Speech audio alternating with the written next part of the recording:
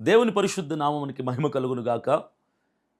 గొప్ప దైవజనులు గొప్ప పరిచర్య చేసినటువంటి భారతదేశ వ్యాప్తంగా అనేక రాష్ట్రాల్లో లక్షలాది మంది ఆత్మల్ని క్రీస్తు కొరకు నడిపించి క్రీస్తులో నిలబెట్టినటువంటి గొప్ప దైవజనులు డాక్టర్ హ్యారిగమ్స్ గారు నిన్న సాయంకాలం 8 గంటలకు ప్రభువునందు నిద్రించారు.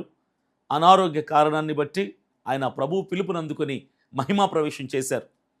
క్రైస్తవులమైన మనందరి బాధ్యత ఏంటంటే హ్యారిగమ్స్ గారి యొక్క సతీమణి అమ్మగారి కొరకు మనం ప్రార్థన చేద్దాం. దేవుడు ఆమెకు ధైర్యం ఇచ్చినట్లుగా ఓదార్చున్నట్లుగా మనం ప్రార్థన చేద్దాం. హ్యారిగమ్స్ గారి యొక్క కుమార్తె కొరకు కూడా మనం ప్రార్థన చేద్దాం. వారి కుటుంబం కొరకు మనం ప్రార్థన చేద్దాం. అయ్యగారు లేనటువంటి లోటుని దేవుడే ధైర్యపరిచి తీర్చున్నట్లుగా మన వ్యక్తిగత ప్రార్థనలు జ్ఞాపకం చేసుకుందాం. అయ్యగారు విడిచిపెట్టినటువంటి పరిచర్య దేవుడే ముందుండి జరిగించున్నట్లుగా సంఘం పరిచర్య ఆయన చేపట్టిన కార్యక్రమాలన్నీ దేవుని మహిమ కొరకు అవన్నీ ముందుకు చక్కగా కొనసాగించబడాలని మనం అందరం కూడా ప్రార్థన చేద్దాం. ఏదేమైనా క్రైస్తవ సమాజం అంతటికి కూడా దైవజనులు హ్యారిగమ్స్ గారు లేనటువంటి లోటు తీరని లోటు అని చెప్పుకోవాలి. ఎందరో వేలాది మంది సేవకులకి ఆయన ఒక ఇన్స్పిరేషన్గా ఇన్ఫ్లుయెన్స్గా ఆయన స్ఫూర్తినిచ్చేవారు, ప్రార్థించేవారు, వ్యక్తిగతంగా బలపరిచేవారు. ఎన్నో వేల మంది సేవకులు, అందులో నేను కూడా ఒకరిని. అంత గొప్ప దైవజనులను ఈరోజు మనం కోల్పోయాం. నేను ఎంతగానో చింతిస్తున్నాను. ఏదేమైనా ఒక్కరోజున ప్రభు రాజ్యంలో మనం అందరం కలుసుకుంటామనేటువంటి ఒక నిరీక్షణతో నేను మాట్లాడుతున్నాను. అలాగే దైవజనులు అనిల్ కుమార్ గారికి కూడా ఆయన అత్యంత ఆప్తులు, తండ్రి సమానులు. అలాగే దైవజనులు శ్యామ్ కిషోర్ గారికి కూడా ఆయన హ్యారిగమ్స్ గారు అత్యంత ఆప్తులు, సన్నిహితులు, తండ్రి సమానులు.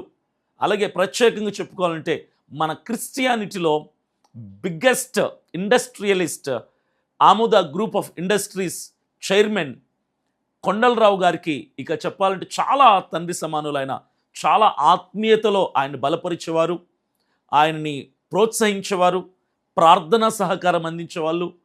ప్రతి ఇబ్బందికరమైన పరిస్థితుల్లో వెన్నంటుండి ప్రోత్సహించేవాళ్ళు అని నేను విన్నాను.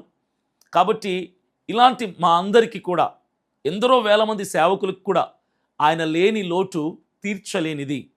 కాబట్టి మనమందరం కూడా ఆ అయ్యగారి యొక్క కుటుంబం కోసం ప్రార్థన చేద్దాం. మరొక ప్రార్థన చేయండి.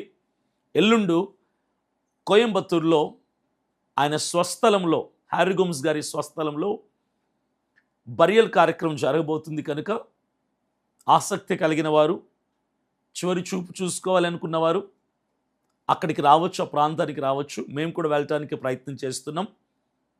ఖచ్చితంగా మన బాధ్యత, మనం వెళ్ళాలి. అలాగే ఆ కుటుంబం కోసం అయ్యగారు చేసిన పరిచర్య కొన్ని లక్షల మందికి అది ఇన్స్పిరేషన్, మాదిరిగా చేసినటువంటి పరిచర్య చాలా గొప్పది, చాలా చక్కటి సాక్ష్యం. ఆయన బైబిల్ చూడకుండా, పుస్తకం చూడకుండా వందల రెఫరెన్సులు స్టేజ్ మీద నిలబడితే చూడకుండా వందలాది రెఫరెన్సులు ఆయన చెబుతూ వాక్యం చెప్పేవారు. చాలా గొప్ప దైవజనులు. అలాంటి దైవజనులు మనం కోల్పోయాం. ఏదేమైనా మన తండ్రి దగ్గరికి ఆయన వెళ్ళారన్నటువంటి విశ్వాసంతో నేను మాటలు మీకు చెప్తున్నాను. ఆ కుటుంబం కొరకు, పరిచర్య కొరకు, సంఘం కొరకు మీరు, నేను అందరం ప్రార్థన చేద్దాం. Thank you. God bless you.